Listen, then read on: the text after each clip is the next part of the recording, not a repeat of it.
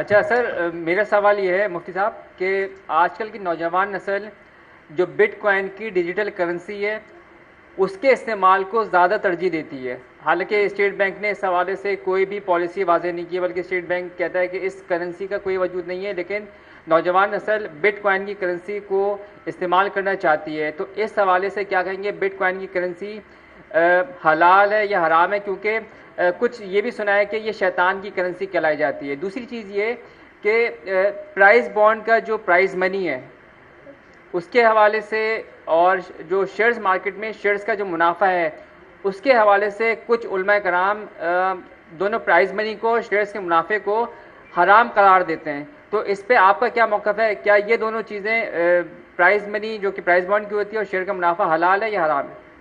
دیکھیے، digital currencies جتنی بھی آ رہی ہیں، بٹ کوائن ہو یا کوئی اور ہو، ان کی کوئی حقیقت نہیں ہے، اور اس وقت وہ صرف سٹہ بازی میں استعمال ہو رہی ہے، ان کا کوئی حقیقی وجود نہیں ہے۔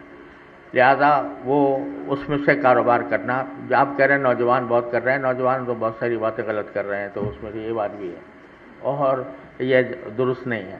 باقی جو دوسری بات آپ نے کیا کہی؟ سر پرائز بانڈ کا جو ہاں، پرائز بانڈ کا جو منافع ہے وہ بھی سود ہے، وہ جائز نہیں ہے، اور شیئرز کا منافع بے شک جائز ہے، بشرطے کہ کچھ شرائط ہیں اس کی، ان شرائط اس کے اوپر میرا ایک پورا رسالہ ہے، شیئرز کے کاروبار کی شرعی حیثیت، ان شرائط کے ساتھ شیئرز کا منافع لینا جائز ہے۔